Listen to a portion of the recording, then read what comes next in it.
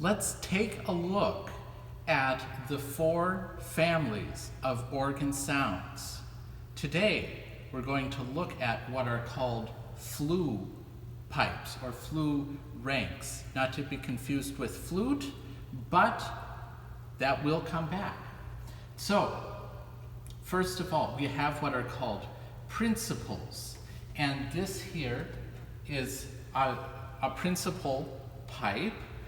These are the sounds that are unique to the organ and often what you see on the front of the organ case.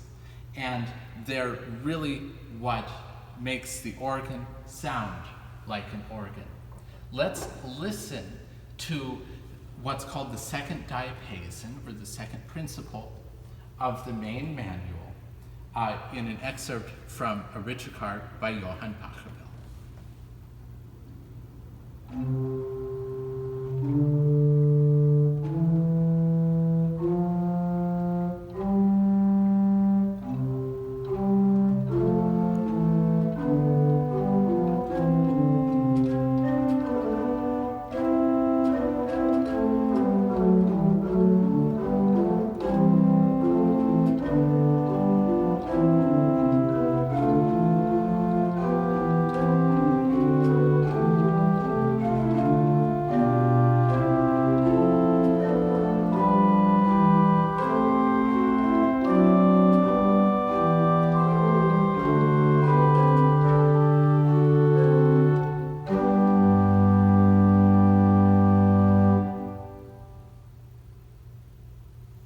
And there are many other principal stops on the organ, and we're going to talk about those in another video as we build up to full organ.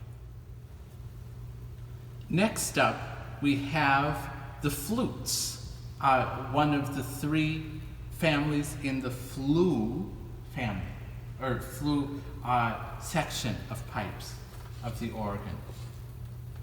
And this is an example of a flute pipe. This one is made of wood, some are made of metal, and some have what are called stoppers, which affect the tuning, and some don't.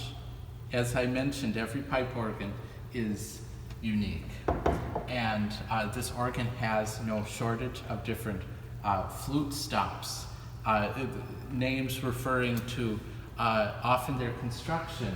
We have a spire flute, a chimney flute, a spire flute, a gedeckt. Gedeckt is German for stopped, just like this. This has a stopper in it. So let's listen to a couple flute stops on the great manual.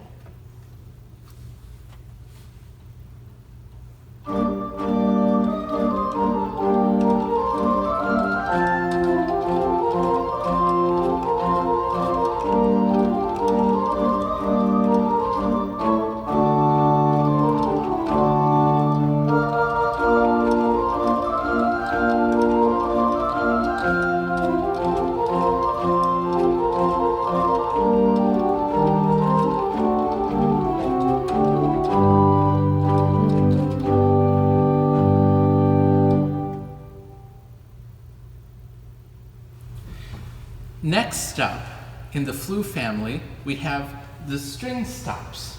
And while they don't necessarily sound like a violin or a cello, they give a similar warm effect in the grand scheme of the organ, and are often some of the softest sounds on the instrument. Here on this organ, we have 3 string stops. We have a rather strident dulciana on the choir,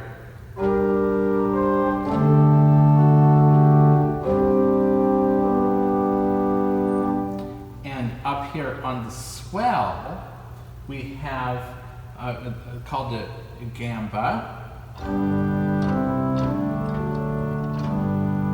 and then what makes the strings have the warm effect on the organ is what's called a celeste, which is a set of pipes that's deliberately tuned out of tune, slightly sharp, and gives an undulating effect.